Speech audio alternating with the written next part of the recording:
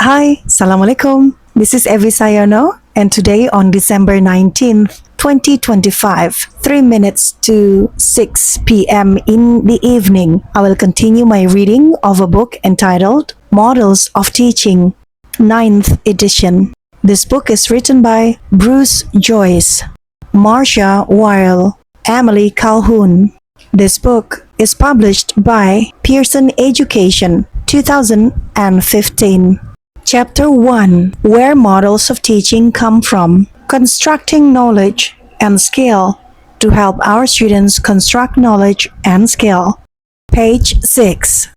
Common characteristics across all models. Before introducing the models and the families into which we have grouped them, we need to discuss some of the characteristics that all of the selected models share. Learning is the reason for all models, but other attributes are common and integral to the teaching stances represented by the models.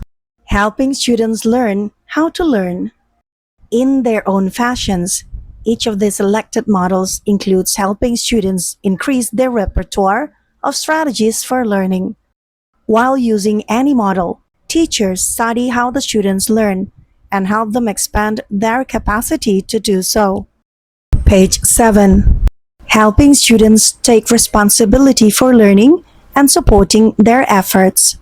Even when being highly directive, which can be the case while introducing students to new ways of learning, we emphasize that they need to build the capacity to take increasing responsibility for their learning.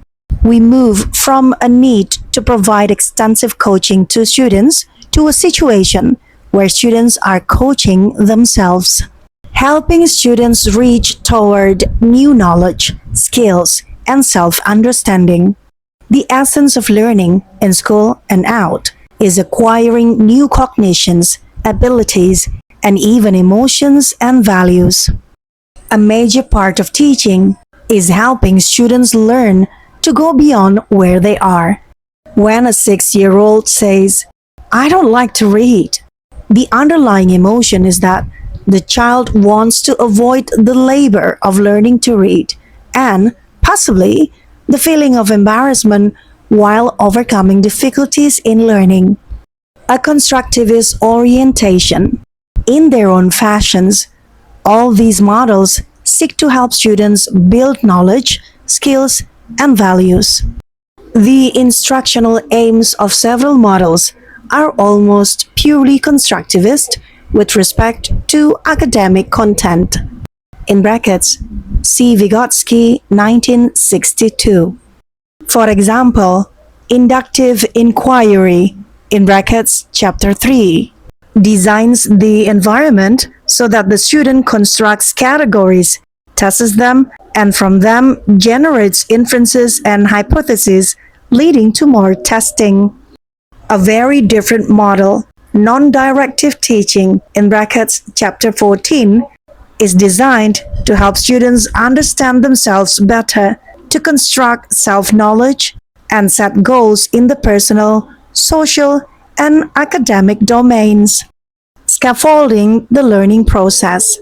Built into their processes, all the selected models provide avenues for teachers to boost students over difficulties and into the next levels of learning.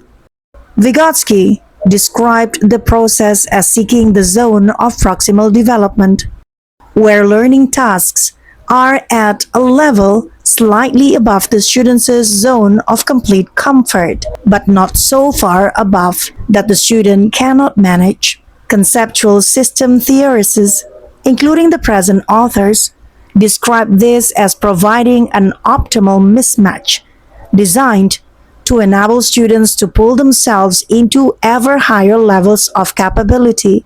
See chapter 20. For example, when teaching new skills with the training models, in brackets, as in chapter 18, a skill is explained and demonstrated, and then the students has to try the skill.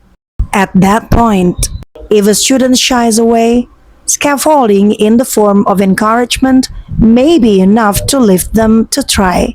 Possibly, More explanation or another demonstration may be in order, but providing motivation may be the difference between success and discouragement. Scaffolding by a teacher on the campus can be a critical support when a student is engaged in distance learning, such as taking part or all of a course online. Page 8. More than ever, students need to learn to profit from distance offerings. Even those who are highly skilled at downloading and learning to play games may need help when downloading large quantities of information. Formative assessment and adjustments. Closely related to scaffolding is the use of formative assessment to determine whether more or a different kind of support is needed. Sometimes, switching to a different model of teaching can help a student find an avenue to learning.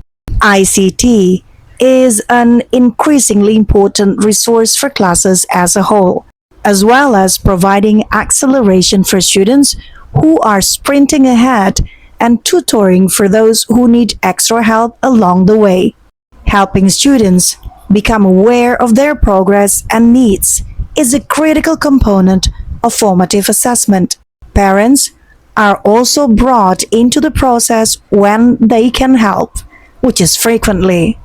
All models of teaching provide the opportunity for teachers and students to study progress, continue things that are working well, and make adjustments by adding processes and replacing ones that are not working.